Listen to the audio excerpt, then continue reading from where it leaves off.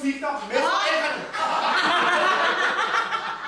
Men heldigvis, så finder knægten her rigtig stor inspiration i hans 3 begavede brødre.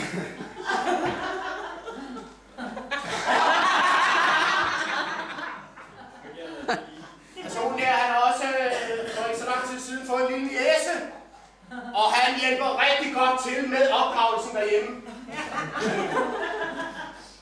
Personen her, han finder også en stor interesse i heste. Og hvis man går ind og googler billeder af heste, så forstår vi jo godt, hvorfor.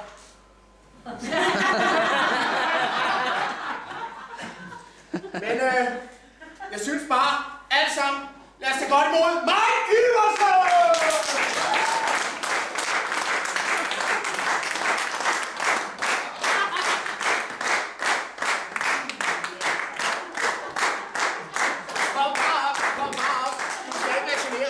Kom.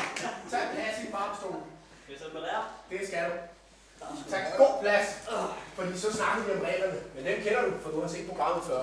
Er det? Godt. Mike. Du har 10 spørgsmål op til de 1000 kroner. Det er ikke mig. Når du når til de 500, så er du sikret de 500 kroner. Undervejs, der har du 3 muligheder.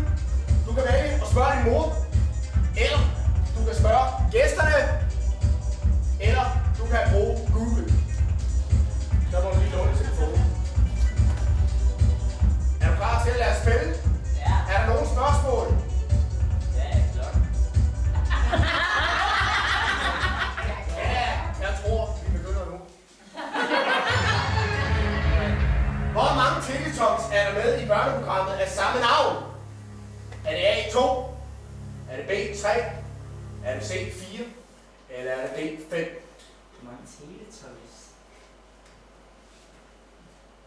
Hvad? Jeg synes sgu ikke noget Teletubbies. Har du aldrig set Teletubbies? Nej. Tinky Winky, Dipsy. Så 4. 4. Ja. Det er rigtigt. Tillykke. Tillykke, Mike.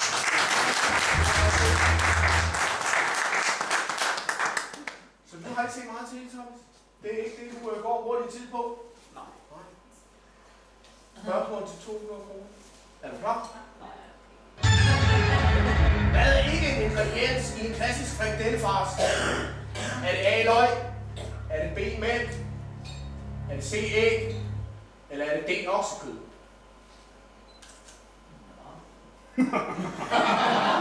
Æg.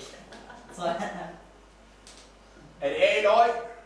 Kender du ingredienserne? Har du set dem før? ja. Har du mærket dem? Har du hjulpet med at lave frikadeller hjemme? Ja.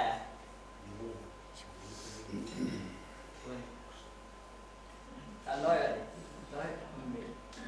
Det ved jeg ikke. Nej, det ved jeg ikke. Det tror jeg godt, du ved, Mike. Du har haft klassisk folkeskolekøkken i folkeskolen. Det lavede jeg altså. Jeg er ikke noget. Se. Nej, det er det ikke. Altså, jeg vil jo våge at påstå, at du har 3 livlinjer at gøre godt med. Mor. Ja. Hun kan være forkert. Så lad os få fjernet mor fra listen. Mor, I har nu 30 sekunder sammen, og de starter nu. Må være det. Det er oksekød. Det er oksekød. Det er sgu da Det ikke. er din mor, hun plejer at købe. Ja, det er rigtigt!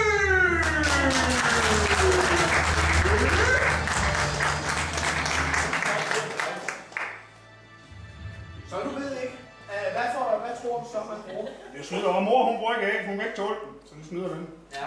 Hvad bruger man i en klassisk frikadellefars, Mike? Det skal vi vide som voksen. Nej. Så, det er i hvert fald ikke noget svin og kalv hakket for det meste. Det er rigtigt. Det glemmer du aldrig. Det glemmer du aldrig igen, Mike. Nej, det gør jeg nok ikke. Er du klar til at gå videre? Måske. Det er lidt for sent nu. Der er jo langt op til de 1000 kroner. Nej, nu er mor der igen. Du kan vælge at stoppe nu. Jeg kan skrive en check til dig på 300 kroner. Så kan du gå hjem med den. Det er ikke så godt til 10.000. Du kan maksimalt nå de 1000 kroner. Men vil du stoppe nu, eller har du tænkt dig at gå videre? Fortsæt. Eller en lille vogn. En stor doven. En stor dum. En stor træt. En højere doven. Kender du ordsproget heller lille vogn end? Stor dog. Så dit svar er A, stor doven.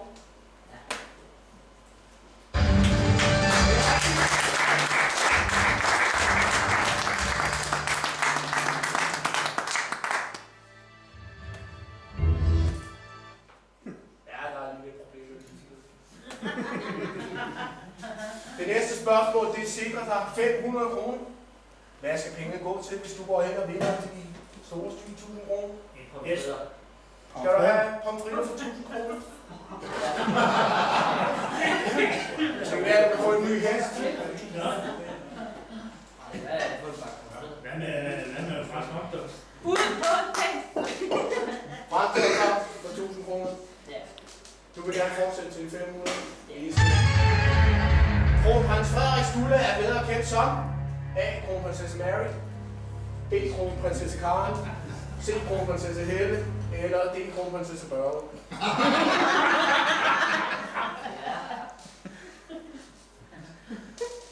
Og jeg kan ikke spørge min mor. Så tror jeg, det er der. A. Er det, du vælger A. Kronprinsesse Mary? Ej, tak noget nu! Det er rigtigt!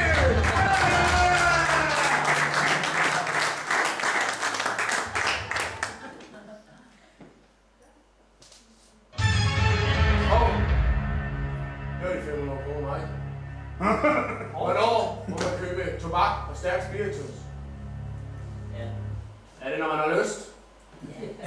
Er det, når man er fyldt af det? Er det, når man bliver bedt om det? Eller efter klokken 18?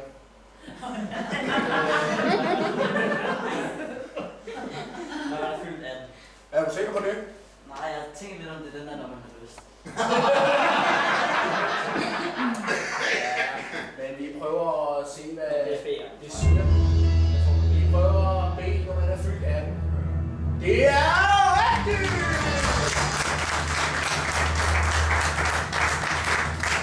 Det er så nu, du er sikret de 500 kroner, mig. Eller også? Heldigt. Skal vi fortsætte? Det tror jeg, vi gør. Hvilket blad er for nylig blevet mistænkt for at pille råd og af i andres private sager? Er det A. Familiejournalen? Er det B. Billedbladet? Er det C. Se og Hør? Eller er det D. M? Se og Hør. Kender du noget til de andre? Ved du, hvem de er? Jeg ved ikke, hvad det er. Har du aldrig fundet familiejournalen liggende hjemme under mors seng? Nej. Nej. Og indbladet under fars side?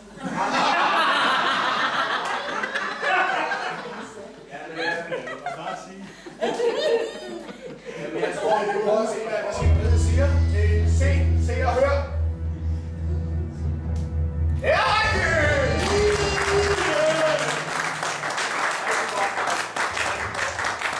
Nu har du fået 600 kroner.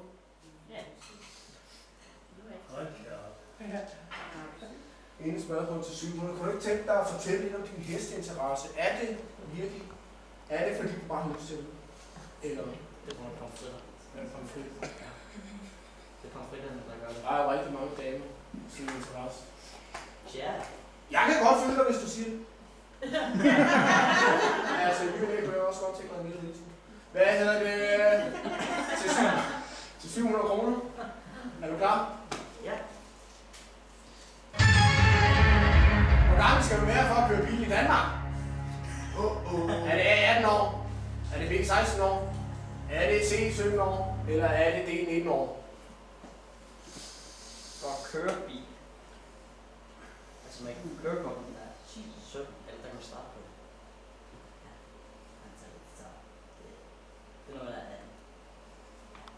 det, når man er 18? Ja, det tror jeg. Så dit svar er A som 18-årig? Ja, det tror jeg. Jamen, vi får se, hvad det siger. Det er korrekt!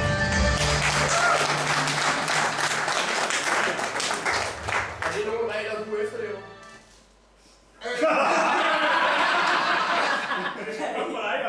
Altså, jeg har jo fået at vide af din storebror, at du tit får lov at køre hans bil.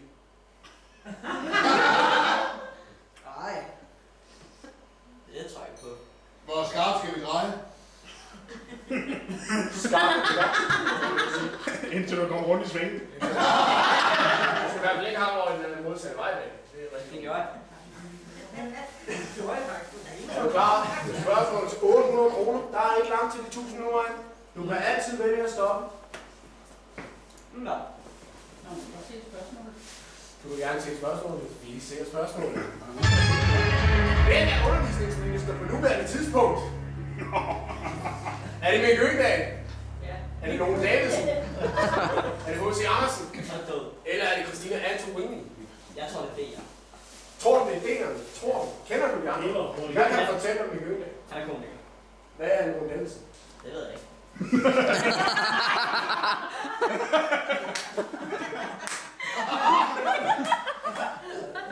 H.C. Andersen? Det ved jeg ikke. Han er død. Så han kan ikke undervise. Det er ikke mig brug. Nå. Kender du ikke? Så vi giver det en sats. Det Christina Antorini. Det er rigtigt!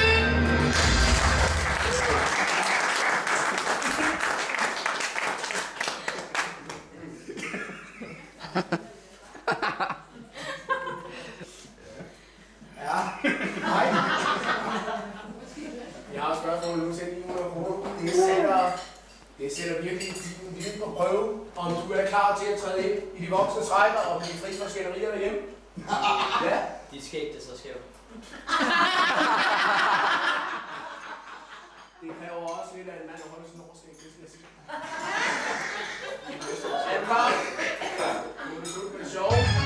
Hvilken styreform har vi i Danmark? Er det A, diktatur? Er det B, republik? Er det C, monarki? Eller er det D, anarki? Det er ikke diktatur.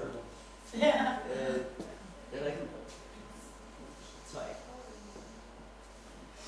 ikke. Ja, hvad? Altså, du har 2 livlinjer tilbage. Du har brugt mor. Nok den mest begavede livlinje. Spørg gæsterne. Vil du spørge? Så måden vi gør det her på, vi får fjernet gæster. Det er, at vi siger, gæster, vi rækker hænderne op. Hvor mange siger det af? Et diktatur, vi har i Danmark. Der har vi en. Hvor mange siger republik? Monarki? Ja. Og det er anarki. Du kan vælge nu og stole på publikum. Ja, det gør jeg. Monarki. Det er rigtigt.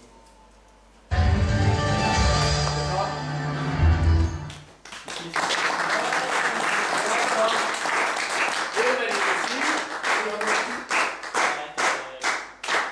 Folk er lige med til det. Folk kan. Det siger vi, ja. Ja. Det betyder, at statsoverbruget går i arv. Vi har dronning Margrethe nu. Okay? Så når hun føder et lille barn, så er det et lille barn, så får det lov til at... Men vi har faktisk konstitueret monarki. Det vil sige, at vi har Folketinget til at lave alt det kedelige, og så kan de andre gå og klippe snore over. Ja. Ja. Og sidde i en båd. Er du klar? Er du klar? 1000 kroner, Mike. Nu gælder det. Det er ikke for sjov. Du kan nu blive indehaver af 1000 kroner og træde fra som voksen.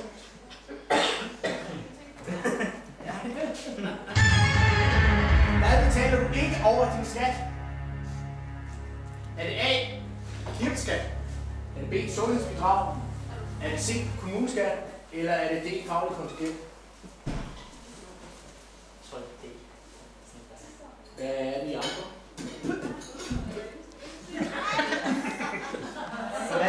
Så er det sgu drømme. Det er det der med det eller andet, tror jeg.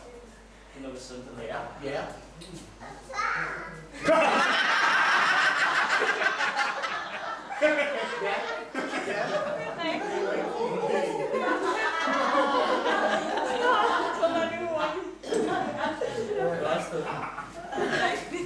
hvad er et fagligt kontingent?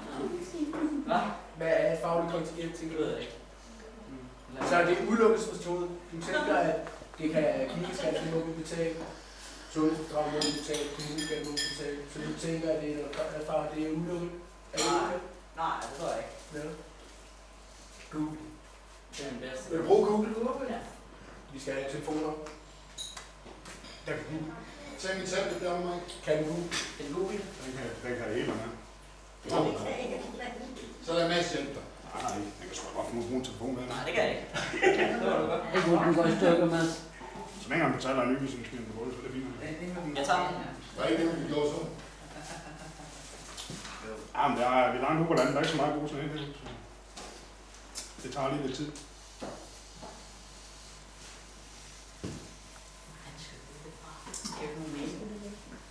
Du googler meget.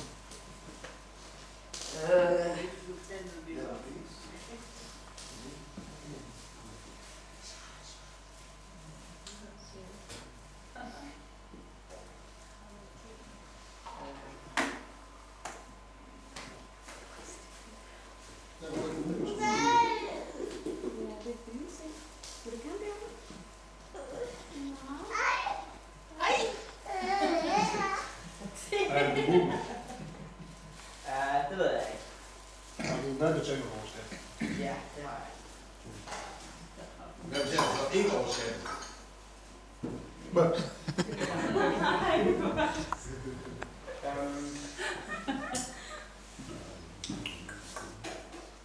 Må du spise det, tror jeg? Nej, han har Google. Det er nok den bedste vedtog for. Ellers skal jeg bare tænke på lige rigtigt. Det her med radioen, der klager nu. Ja. 3 efter, du tænker på. Ja, der hører hvor du har skud hele tiden.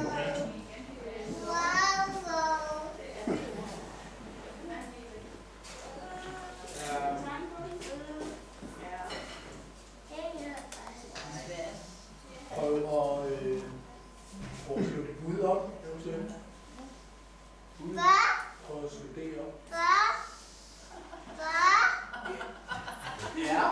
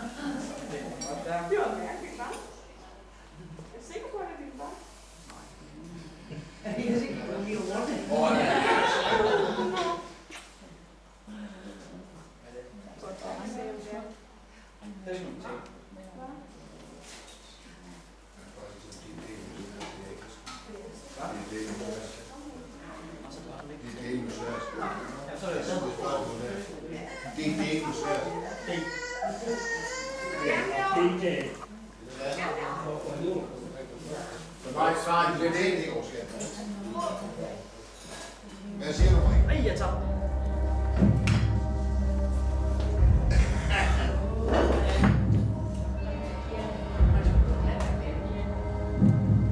Ouverture til det.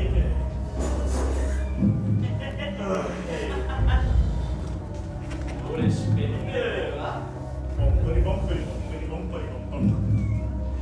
Jeg tror ikke, du skal skabet.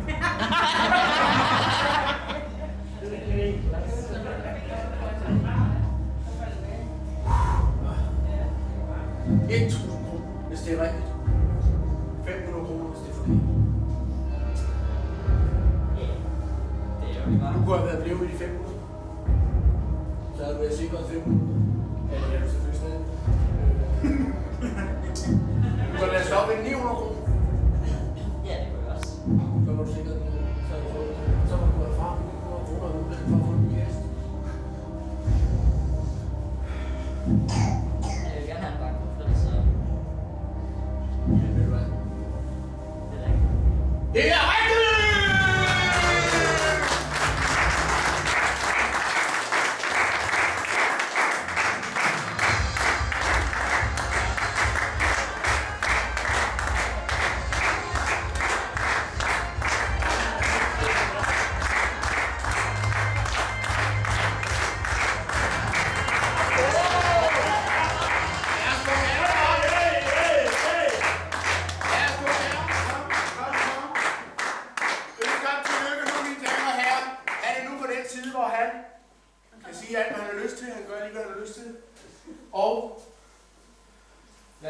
Han skal ikke glemme.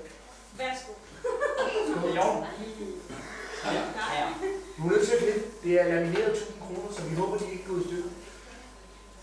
Øller. Jeg har det ikke fundet ud af endnu. Ej, ja.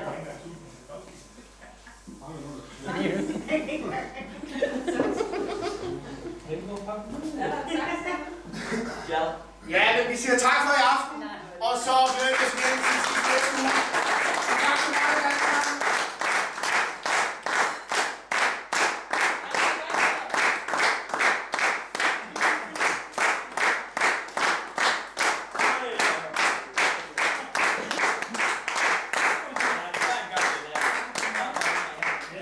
Det er ikke venstre offside. Nej, jeg er sikker på, at det er ikke.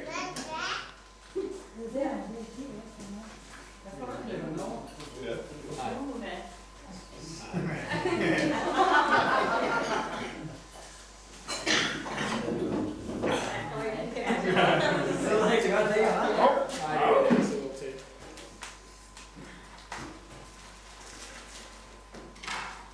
Og